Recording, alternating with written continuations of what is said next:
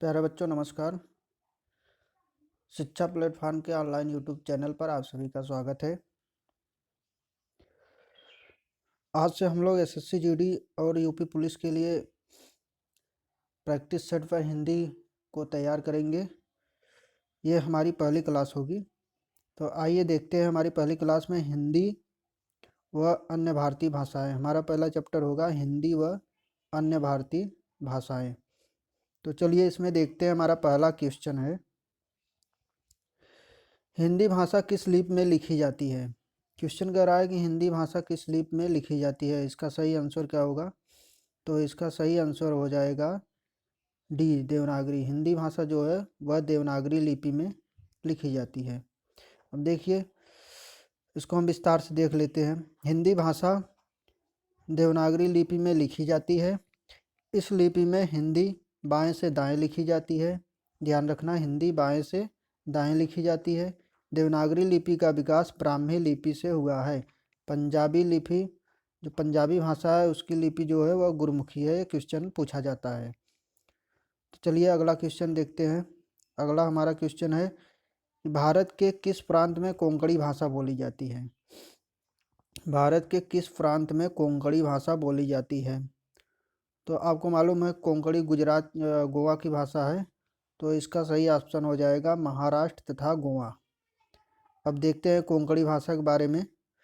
तो कोंकणी भाषा महाराष्ट्र के दक्षिण भाग में, कर्नाटक के उत्तरी भाग में तथा गोवा राज्यों में बोली जाती है। वर्तमान में गोवा की राजभाषा के रूप में कोंकणी भाषा कहाँ की राजभाषा है? तो गोवा की राजभाषा है। इसके बाद हमारा अगला क्वेश्चन है कि भारत में हिंदी के बाद सर्वाधिक बोली जाने वाली भाषा कौन सी है। हिंदी के बाद दूसरी पूछ रहा है। तो हिंदी के बाद दूसरी देखिए कौन सी है। तो ये 4 ऑप्शन दिया हुआ है, लेकिन इसमें से कोई ऑप्शन सही नहीं है। देखिए भारत में हिंदी के बाद सर्वाधिक बोली जाने वाली भाषा बांग्ला है। हिंदी के बाद सर्वाधिक अगर भाषा कोई बोली जाती है तो वो बांग्ला है। 2011 की जनगणना के अनुसार मराठी भाषा तेलुगु को पीछे छोड़कर तीसरे नंबर पर बोली जाने वाली भाषा बन गई। कौन सी भाषा? तो मराठी भाषा जो थी वह तेलुगु को छोड़कर तीसरे नंबर पर बोली जाने वाली भाषा बन गई। इस प्रकार भारत में सर्वाधिक बोली जाने वाली भाषा का क्रम जो होगा वह पहला हिंदी है, दूसरा बांग्ला है, तीसरा मराठी है और चौथा अब तेलुगु हो गया। अगला हमारा क्वेश्चन है कि हिंदी को राजभाषा का दर्जा कब दिया गया। हिंदी को राजभाषा का दर्जा कब दिया गया? तो 14 सितंबर 1949 को। इसी दिन हम लोग हिंदी दिवस भी मनाते हैं। 14 सितंबर 1949 को। देखिए राजकाज की भाषा, राजभाषा मतलब होता है राजकाज की भाषा। जो भाषा राजकीय कार्यों के लिए प्रयुक्त होती है राजभाषा कहलाती है। ऐसी भाषा जो राजकीय कार्यों के लिए प्रयुक्त होती है वह राजभाषा कहलाती है। भारत में सर्वाधिक संवैधानिक शब्द है। राजभाषा क्या है? संवैधानिक शब्द है। हिंदी 14 सितंबर 1949 को संवैधानिक रूप से राजभाषा घोषित किया गया। इसलिए प्रतिवर्ष 14 सितंबर को हिंदी दिवस मनाया जाता है। अभी हमने बताया 14 सितंबर को हिंदी दिवस मनाया जाता है। देखिए अगला क्वेश्चन है, हिंदी खाली स्थान है भाषा की उत्तराधिकारिणी है। मतलब किस भाषा की उत्तराधिकारिणी है? तो हिंदी जो है इसका सही ऑप्शन हो जाएगा डी, संस्कृत। हिंदी जो है वह संस्कृत। देखिए हिंदी की आदि जननी भाषा संस्कृत है। हिंदी की आदि जननी, हिंदी की जननी कौन है? संस्कृत। संस्कृत से जन्म हुआ है हिंदी का। संस्कृत पाली प्राकृतिक भाषा से होती हुई अपभ्रंश तक पहुंचती है। संस्कृत पाली प्राकृतिक से होते हुए अपभ्रंश तक पहुंचती है। फिर अपभ्रंश अवहट्ट से गुजरती हुई प्राचीन हिंदी और प्रारंभिक हिंदी का रूप लेती है। तो इसका मतलब हो गया कि संस्कृत पाली प्राकृतिक अपभ्रंश, उसके बाद अवहट्ट के बाद तब हिंदी आती है। हिंदी का कालक्रम देख लीजिए, पहले संस्कृत है, फिर पाली हुई, फिर प्राकृतिक, फिर अपभ्रंश, फिर अवहट्ट, फिर प्राचीन हिंदी, फिर प्रारंभिक हिंदी। ये हिंदी का कालक्रम है। कभी कभी क्वेश्चन पूछ लेता है। अगला हमारा क्वेश्चन है, अगला है कि संसार की प्रमुख भाषाओं में हिंदी का स्थान। संसार की प्रमुख भाषाओं में अगर हिंदी के स्थान की बात करें तो दूसरा है। विश्व में हिंदी दूसरे स्थान पर बोली जाती है जाने वाली भाषा है। हिंदी विश्व की लगभग 3000 भाषाओं में से एक।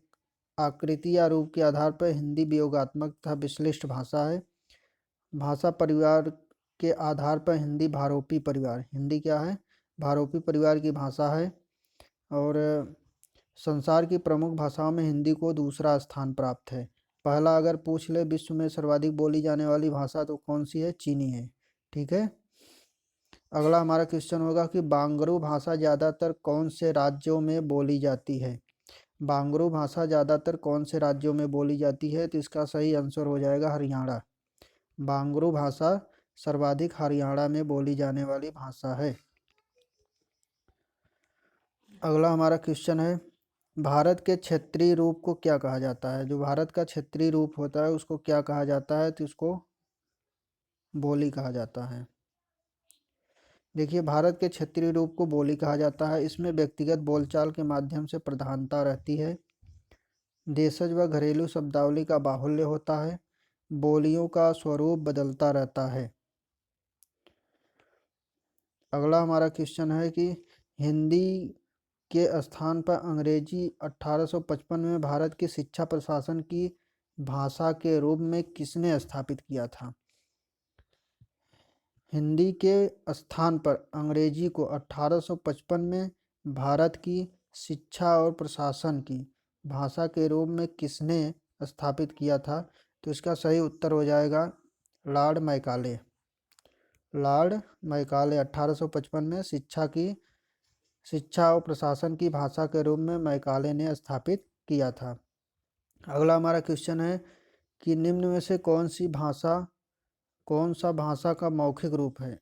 भाषा का मौखिक रूप कौन सा है, तो इसका सही उत्तर हो जाएगा बी, परिचर्चा। भाषा का मौखिक रूप क्या होता है, परिचर्चा, वाद विवाद। अगला हमारा क्वेश्चन है, कन्नौजी बोली मुख्य रूप से निम्न में से कौन से जिले में बोली जाती है। कन्नौजी बोली मुख्य रूप से कौन से जिले में बोली जाती है, तो इसका सही उत्तर हो जाएगा, हमारा सही उत्तर सी हो जाएगा। कन्नौजी बोली मुख्य रूप से फर्रुखाबाद में बोली जाती है। ठीक है। अगला हमारा क्वेश्चन है, देखिए यहाँ पे दिया हुआ है, यह बोली कन्नौजी, इटावा, हरदोई, पीलीभीत, शाहजहांपुर इत्यादि क्षेत्रों में भी बोली जाती है, फर्रुखाबाद के अतिरिक्त। ठीक है, कन्नौजी बोली। अगला हमारा क्वेश्चन है कि हिंदी की उत्पत्ति किस अपभ्रंश से मानी जाती है। तो हिंदी की उत्पत्ति सौरसेनी से मानी जाती है। किससे मानी जाती है, सौरसेनी अपभ्रंश से मानी जाती है। अगला क्वेश्चन है कि 2011 जनगणना 2001 के हिसाब से भारत में निम्नलिखित भाषाओं में से सबसे अधिक बोली जाने वाली भाषा कौन सी थी। 2001 की जनगणना के अनुसार पूछ रहा है, तो इसका सही उत्तर हो जाएगा बंगाली। अभी हमने बताया कि बंगाली हिंदी के बाद दूसरी बोली जाने वाली भाषा है। अगला हमारा क्वेश्चन है, किस वर्ष हिंदी भाषा को कार्यान्वित करने का प्रस्ताव था। किस वर्ष में हिंदी भाषा को कार्यान्वित करने का प्रस्ताव था, तो इसका सही उत्तर हो जाएगा 14 सितंबर 1949। 14 सितंबर 1949। अगला हमारा क्वेश्चन है, रोमन लिपि का प्रयोग किस भाषा में नहीं किया जाता है। तो रोमन लिपि का प्रयोग जो होता है वह कुल्लई भाषा में नहीं किया जाता है। ध्यान रखिएगा, रोमन लिपि का प्रयोग कुल्लई भाषा में नहीं किया जाता है। कुल्लई भाषा कहाँ की है, तो हिमाचल प्रदेश की। कहाँ की, हिमाचल प्रदेश की है। ठीक है। अगला है प्यारे बच्चे, पुरानी हिंदी उर्दू और अंग्रेजी के मिश्रण से उत्पन्न हुई कौन सी भाषा है। पुरानी हिंदी उर्दू और अंग्रेजी के मिश्रण से उत्पन्न हुई जुबान कौन सी है, तो इसका सही उत्तर हो जाएगा हिंदुस्तानी भाषा। इसका सही उत्तर हो जाएगा ऑप्शन सी, हिंदुस्तानी भाषा। अगला है, बघेली बोली किस क्षेत्र में बोली जाती है। बघेली बोली सर्वाधिक कहाँ बोली जाती है। बघेली बोली सर्वाधिक कहाँ बोली जाती है। बघेली बोली सर्वाधिक, देखिए क्वेश्चन कहाँ है, बघेली बोली सर्वाधिक जबलपुर में बोली जाती है। इसका सही उत्तर हो जाएगा ऑप्शन डी, बघेली बोली सर्वाधिक जबलपुर में बोली जाती है। अगला हमारा क्वेश्चन है क्वेश्चन नंबर 18, इनमें से कौन सी बोली मध्य प्रदेश की प्रमुख बोलियों में से नहीं है? कौन सी बोली मध्य प्रदेश की प्रमुख बोलियों में से? तो मध्य प्रदेश की प्रमुख बोलियों में से बांगरू नहीं है। बांगरू कहाँ की थी? हरियाणा की थी। और ये माड़वी, निमाड़ी, बुंदेली ये सब कहाँ की है? मध्य प्रदेश की भाषा है। ठीक है। इसके बाद है रागड़ी बोली कहाँ बोली जाती है? तो रागड़ी बोली हरियाणा में बोली जाती है। रागड़ी बोली कहाँ बोली जाती है? हरियाणा में बोली जाती है। हिंदी भारत की कौन सी भाषा है? हिंदी भारत की राजभाषा है। राष्ट्रभाषा नहीं है, ब्रज भाषा नहीं है, संपर्क भाषा नहीं है। हिंदी भारत की राजभाषा है। इसे 14 सितंबर 1949 को स्वीकार किया गया था। धारा 343 फर्स्ट में संघ की राजभाषा हिंदी और लिपि कौन सी है? देवनागरी है। ठीक है। भाषा लिखने के लिए प्रयुक्त चिन्हों के व्यवस्थित रूप को क्या कहते हैं? भाषा लिखने के लिए प्रयुक्त चिन्हों के व्यवस्थित रूप को क्या कहा जाता है? तो इसको लिपि कहा जाता है। ठीक है। अगला क्वेश्चन है हड़ौती बोली। हड़ौती बोली देखिए राजस्थान की है। हड़ौती बोली कहाँ की है? राजस्थान की। राजस्थान में कहाँ बोली जाती है? कोटा, बूंदी, शाहजपुर, उदयपुर जिलों में बोली जाती है। राजस्थान की अन्य बोलियां तो मारवाड़ी है, मेवाती है, मालवी है और जयपुरी है। दिए गए विकल्पों में से द्रविड़ परिवार की भाषा कौन सी है? अगला क्वेश्चन है दिए गए विकल्पों में से द्रविड़ परिवार की भाषा कौन सी है? तो द्रविड़ परिवार की भाषा कौन सी होगी? तो दक्षिण भारत की कौन सी है? कन्नड़ हो गई। द्रविड़ परिवार की भाषा दक्षिण भारत में कन्नड़ हो गई। ठीक है। इसमें तेलुगु, तमिल, मलयालम आदि भाषाएं द्रविड़ परिवार की भाषा होती हैं। असमिया, उड़िया, बांग्ला ये सब कौन सी है? बांग्ला भाषा की अपभ्रंश से हुआ है इसका जन्म। बांग्ला भाषा है। उड़िया, असमिया ये सब कौन सी भाषा है? बांग्ला भाषा है। अगला क्वेश्चन हमारा है प्राचीन भारत में आर्य भाषा कौन सी है? आर्य भाषा की अगर बात करें तो वैदिक संस्कृत है। कौन सी है? वैदिक संस्कृत। अगला हमारा क्वेश्चन है मथुरा, आगरा, धौलपुर, ग्वालियर आदि क्षेत्रों में कौन सी बोली जाती है? तो ब्रज भाषा। मथुरा कौन सी भाषा है? ब्रज भाषा है। देखिए अगर मथुरा की बात करें तो मथुरा, आगरा, धौलपुर, ग्वालियर आदि क्षेत्रों में ब्रज भाषा बोली जाती है। खड़ी बोली या कड़वी पूछ ले मेरठ, मुजफ्फरनगर, सहारनपुर, दिल्ली, गाजियाबाद, रामपुर, बिजनौर यहाँ पे खड़ी बोली। अवधी बोली की बात करें तो अयोध्या, जौनपुर, इलाहाबाद, लखीमपुर खीरी, उन्नाव, सीतापुर, फैजाबाद।